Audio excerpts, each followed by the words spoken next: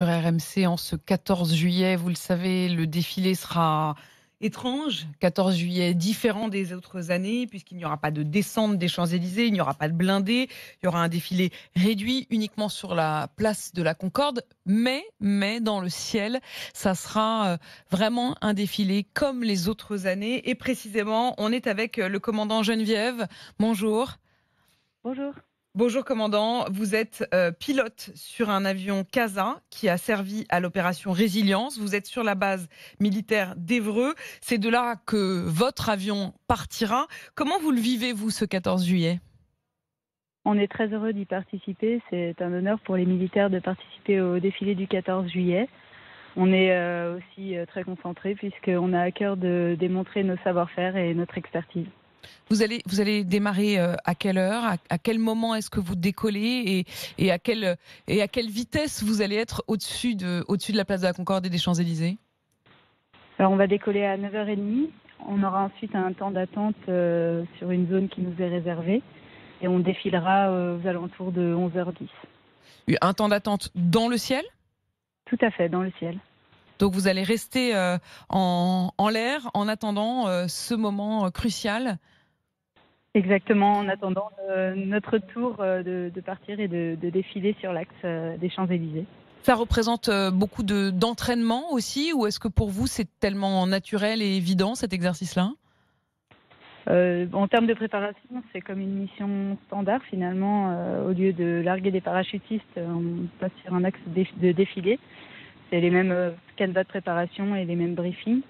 Néanmoins, c'est nouveau en termes de positionnement puisqu'on va défiler en tant qu'ailier d'un A400M, ce qui est très inhabituel pour nous.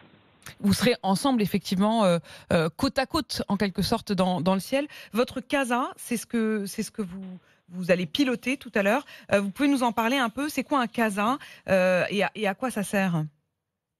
Donc un CASA, c'est un avion de transport qui permet de faire du transport de passagers, du transport de matériel, du largage de parachutistes, mais aussi des évacuations sanitaires. Et précisément, vous le disiez, des évacuations sanitaires, c'est aussi à ça que ça a servi le CASA pendant l'opération Résilience, puisque le titre de ce 14 juillet un peu spécial cette année, c'est Une nation engagée, unie et solidaire. Alors vous étiez en opération extérieure pendant la période du Covid, mais votre avion, les CASA, ont servi précisément à des opérations aussi résilience, qui étaient ce moyen d'utiliser aussi les militaires dans une mission de santé, de logistique et de protection. Vous avez estimé que ça faisait aussi partie de votre rôle ? Oui, tout à fait. Ça fait partie de nos attributions, de nos missions, les évacuations sanitaires. Et il a fallu simplement réadapter légèrement nos procédures et nos manières de faire du fait de la contagiosité du Covid. Et vous avez le sentiment que les militaires ont considéré, on sait qu'on a beaucoup connu aussi l'opération Sentinelle dans la lutte contre le terrorisme. Là, c'était l'opération Résilience dans la lutte contre le virus.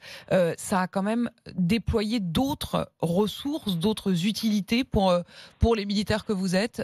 Ça s'est fait naturellement ?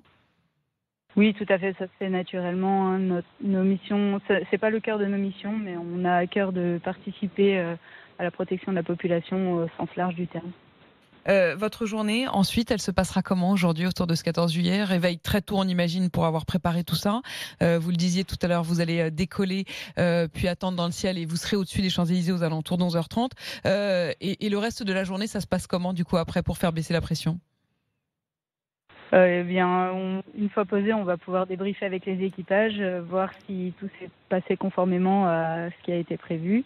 Et puis après, ce sera probablement détente en famille, comme la plupart d'entre vous. Un très beau 14 juillet à vous alors, commandant Geneviève, merci d'être venu témoigner sur RMC ce matin. Très belle chance à vous. Tout à l'heure, on vous regardera, hein, on imaginera que vous êtes dans l'un de ces casas qu'on verra dans le ciel ou sur nos écrans, bien sûr, pour regarder ce défilé. Très belle journée du 14 juillet à vous. Merci, commandant.